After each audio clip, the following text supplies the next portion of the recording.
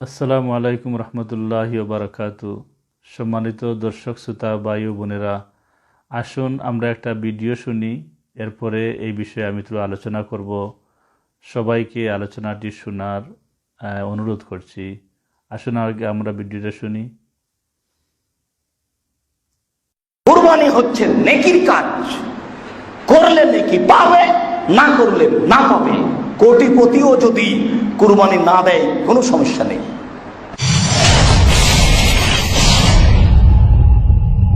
করে নিলে হয়তো নেকির কাজ, আপনি না করলে গুনাহগার হবেন এই কথা তো নয়। বিত্তশালী কোটিপতি যদি কুরবানি না দেয় কোনো সমস্যা নেই। রমজান মাসের রোজা রাখা, সিয়াম থাকা ফরজ, তারাবি পড়া ফরজ কি? তারাবি পড়লে নেকি পাবেন, না না পড়লে পাবেন না। কুরবানি করলে নেকি পাবেন, করলেন না তো নেকি হলো না। কোটিপতিও যদি কুরবানি না দেয় কোনো সমস্যা নেই। সম্মানিত দর্শক শ্রোতাবৃন্দ, শুনলেন আপনারা ভিডিওটি।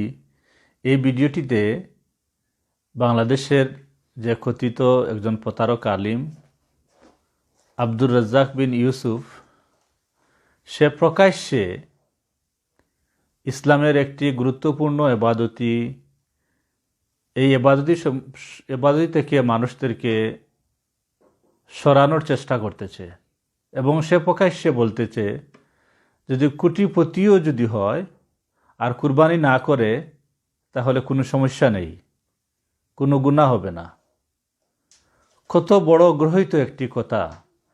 আল্লাহ পাক আমাদেরকে আদেশ দিচ্ছেন, ফাসল্লি লি রাব্বিকা ওয়ানহার, তোমরা কুরবানি করো, এটা আল্লাহর আদেশ।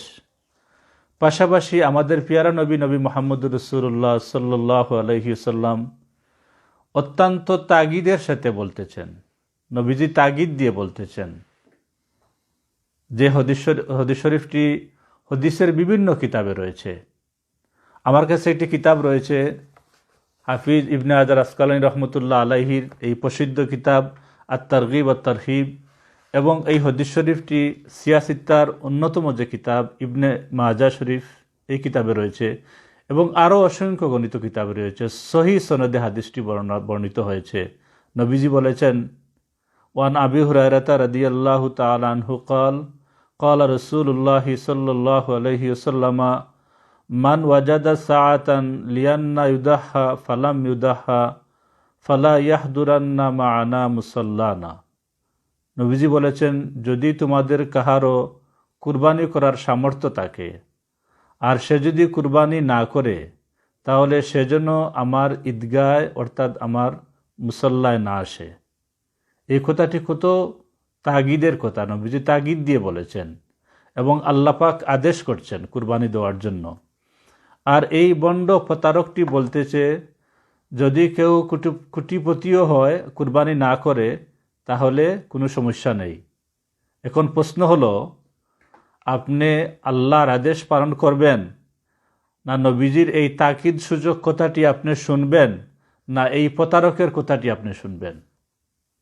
আমরা জানি, যদি কেউ আল্লাহর আদেশ না মানে এবং নবীজির কোনো একটি হাদিসকে যদি অস্বীকার করে, তাহলে তাকে মুমিন মুসলমান বলা যায় না। এজন্য আমি বলছি, আমাদের জাতিদেরকে বলছি, সাবধান মুসলিম জাতি, এই সমস্ত প্রতারকদের থেকে সাবধান।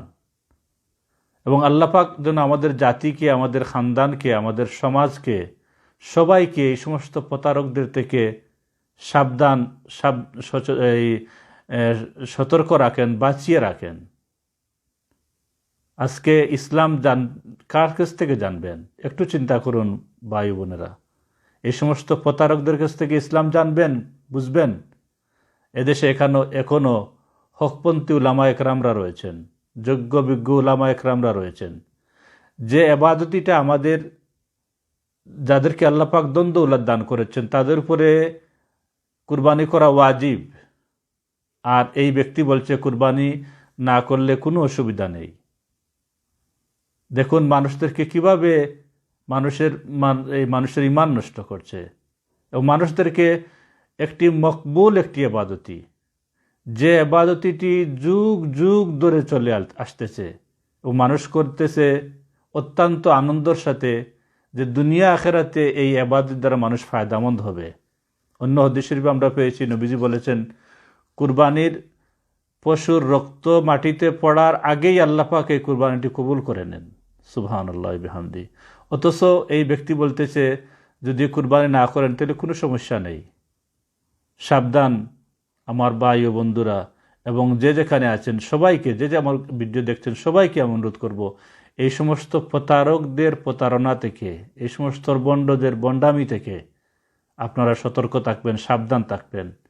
আল্লাহ পাক এই কুরবানির মতো একটি মকবুল এবাদতি আমরা যারা করে আসতেছি, আল্লাহ পাক আমাদেরকে করার তৌফিক দান করুন, এবং এই এবাদতি করে আমরা দুনিয়া আখিরাতের জন্য আল্লাহ পাকের কাছ থেকে আমরা নাজাত ও মাগফিরাত লাভ করি, এবং এই এবাদতির মাধ্যমে আল্লাহ যেন আমাদেরকে সবাইকে মাফ করে দেন। এই আশা ব্যক্ত করে সবার উত্তরোত্তর মঙ্গল কামনা করে শেষ করছি। ও আখির দাওয়ানা আলহামদুলিল্লাহি রাব্বিল আলামিন। আসসালামু আলাইকুম রহমতুল্লাহি ওয়া বারাকাতুহু।